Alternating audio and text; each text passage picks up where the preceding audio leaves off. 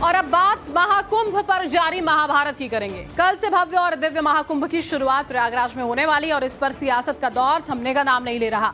Samajwadi party के कई नेता और मौलाना शहाबुद्दीन रजवी बरेलवी इनके साथ में कई लोग हैं जो महाकुंभ को लेकर कई तरह के बयान दे चुके हैं, दावे कर चुके हैं। और अब इस लिस्ट में नया नाम शामिल हुआ है मशहूर शायर मुनव्वर राणा की बेटी और सपा नेता सुमैया राणा का।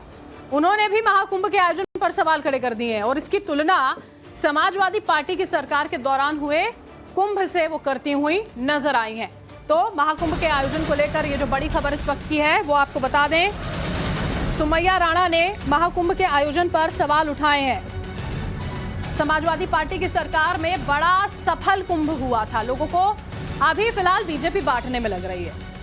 सुमैया राणा ये कह रही हैं कि महाकुंभ के आयोजन में नफरत का इस्तेमाल हो रहा है। आपको बता दें मशहूर शायर मुनव्वर राणा की बेटी है सुमैया राणा, जो इस तरह के आरोप भारतीय जनता पार्टी पर लगाती हुई कह रही हैं कि जब समाजवादी पार्टी की सरकार थी आयोजन तो तब हुआ था, अब तो सिर्फ नफरत की राजनीति हो रही है।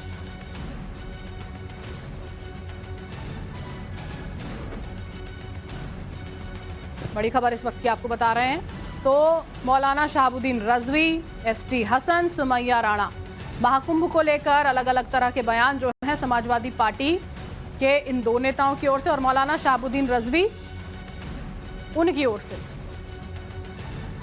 हमारे समय में जब समाजवादी पार्टी की सरकार थी और आजम खान साहब उसके जिम्मेदार थे, एक बड़ा और बहुत सफल कुंभ हुआ था और हमने उस कुंभ को सफल बनाने में कहीं पे नफरत का इस्तेमाल नहीं किया था।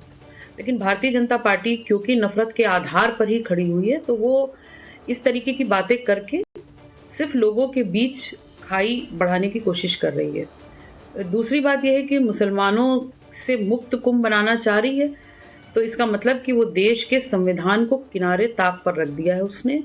इस देश के संविधान में साफ तौर पर लिखा है कि यहाँ पर किसी को धर्म जात के आधार पर आप अलग नहीं कर सकते।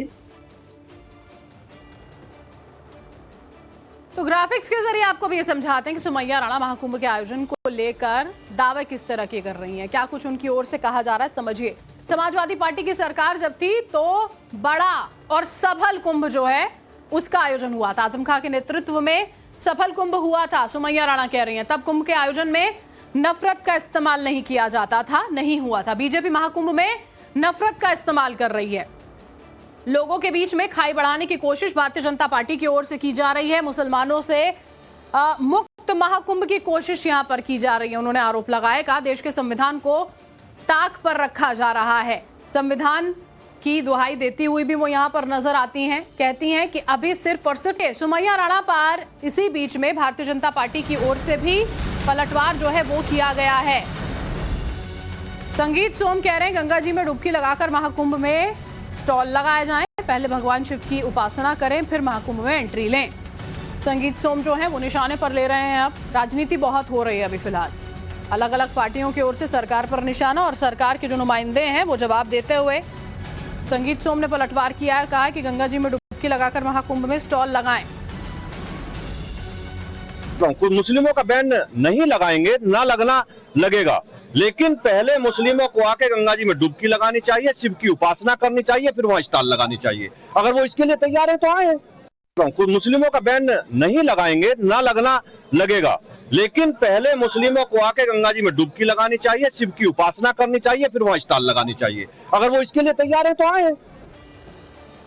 और देखिए ऑल इंडिया मुस्लिम जमात के अध्यक्ष मौलाना शहाबुद्दीन रजवी बरेलवी भी महाकुंभ को लेकर कई तरह के सवाल उठा चुके हैं। जब उनके बयान के बाद विवाद बढ़ा तो वो बैकफुट पर आ गए थे। के जो मुसलमान हैं उनमें से एक सरताज नाम के हैं, उन्होंने इस बात की जानकारी दी और कहा, एलानिया तौर पर इस बात को कहा कि जो ज़मीन है, जिस ज़मीन पर, ज़मीन के बहुत सारे हिस्से पर जो शामियाने तंबू वगैरह लगाए गए हैं, इंतज़ामात किए गए हैं, मेला लग रहा है, ये वक्फ की ज़मीन है और वहाँ के मुसलमानों की ज़मीन है। कुंभ मेले में आए हुए तमाम श्रद्धालुओं और साधु संतों को मैं तहे दिल से शुभकामनाएं देता हूँ कि खैर व आफियत के साथ, अमन व शांति के साथ महाकुंभ मेला संपन्न हो। और साथ ही प्रयागराज के तमाम मुसलमानों से अपील करूंगा कि वो खुशहाली और सद्भाव के लिए जिन जिन मुस्लिम महलों से, जिन जिन मुस्लिम गांवों से श्रद्धालु गुजरे, उन पर फूल बरसा करके, पुष्प वर्षा करके उनका स्वागत और उनका इस्तकबाल करें। इसलिए कि इस्लाम मजहब रवादारी और भाईचारे का मजहब है। पैगंबर इस्लाम सल्लल्लाहु ताला अलैहि वसल्लम ने जो शिक्षा और तालीम दी है वो प्यार और मोहब्बत की तालीम दी है। साथ ही उत्तर प्रदेश के मुख्यमंत्री योगी आदित्यनाथ जी को मैं खूब मुबारकबाद पेश करूंगा कि उन्होंने महाकुंभ मेले के जो इंतजामात और व्यवस्थाएं की हैं वो बहुत शानदार हैं।